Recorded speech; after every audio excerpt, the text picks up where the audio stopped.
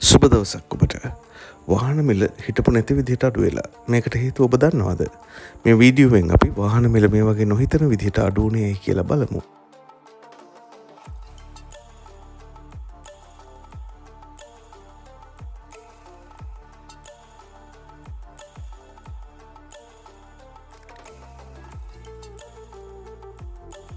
සෑම වාහන ආනයනය කරන ආයතනයක්ම වගේම පුංචි ලොකු ආනයනකරුවෝ වාහන ගෙන්නන්නේ ඒවා විකුණලා ලාභ ලබා ගන්න.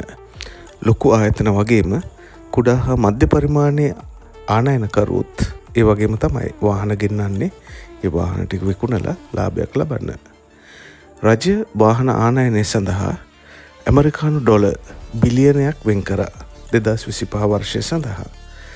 සමහර ආනයනකරුවෝ කල්පනා කරා සාමාන්‍ය වාහනයක මිල ඩොලර් 25000ක් විතර වෙනකොට ගෙන්න පුළුවන් වාහන ගාන 40000ක් විතරයි කියලා. ඒත් එක්කම ඩොලර් බිලියන 1 පැනපු ගමන් රජය නැවතත් ආනයන සීමා පනවයි කියලා ඒ ආනයනකරුවෝ හිතුවා. ඒගොල්ලෝ බලාපොරොත්තු වුණේ පහුගිය කාලේ වගේ ආනයන සීමා පැනවපු ගමන් වාහන මිල ඉහළ යයි. ඒත් එක්ක වැඩිපුර වාහන ටිකක් ගෙනල්ලා තිබුණොත් වැඩි මිලට විකුණලා වැඩි ලාභයක් ගන්න පුළුවන් කියලා.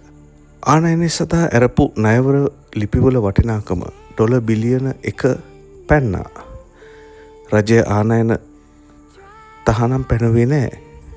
කෙසේ නමුත් ඉල්ලුම සැපයුම මත මිල තීරණය වෙන්න රජය ආනයනය විවෘත කරන වෙලාවේ හරි අපූරු සහගත කොන්දේසියක් ගෙනාවා.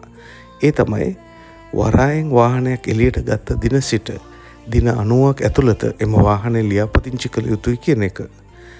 ඒ ගැන හොඳට හිතපු නැති එක සමහර ආනයනකරුවෝ කරපු ලොකු වරදක්. මොකද ඒ සමගම දඩ මුදලකුත් ක්‍රියාත්මක වෙනවා.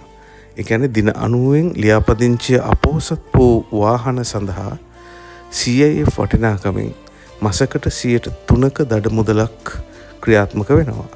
මේ දඩ මුදල හැම මාසෙකම 3% ගානේ උපරිමය වාහනේ CIF වටිනාකමින් 45% දක්වා වැඩි වෙනවා.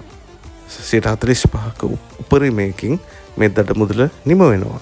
දැන් මේ ආනයනකරුවෝ හැම කෙනෙක්ම මුහුණ පාලා තියෙන අභියෝගය තමයි මේ වාහන ටික පුළුවන් තරම් ඉක්මනින් විකුණ ගන්න එක. එතකොට මොකද කරන්නේ? කරන්න තියෙන එකම දෙයයි තරඟෙට මිල අඩු කරලා වැඩිපුර තියෙන වාහන ටික විකුණ ගන්න. ඒත් එක්කම දැනට ජපානයේ ඔක්ෂන් වල මිලත් ලොකුවට අඩු වෙලා තියෙන්නේ. ඒ නිසා දැන් වාහනයක් ගේන්න කවුරු හරි සූදානම් වුණොත් ඒ වාහනේ පහුගිය කාලේ ගෙනාපු වාහන ගෙනාපු මිලට වැඩිය ගොඩක් අඩුවෙන් ගේන්නත් පුළුවන්. ඒ නිසා දැන් ගෙනාපු වාහන ටික මිල අඩු කරලා දෙන්නම වෙනවා. ඔන්න ඕක නිසා තමයි මේ මිල අඩු වෙලා තියෙන්නේ. ඒත් එක්කම වාහන මිලදී ගැනීමේ පාරිභෝගිකයින් මිලදී ගන්න එක චුට්ටක් ප්‍රමාද කරලා තියෙනවා. බජට් එකකින් මොන වෙනස්කම් ඇති වේද කියලා බලා ගන්න ඕනේ හින්දා.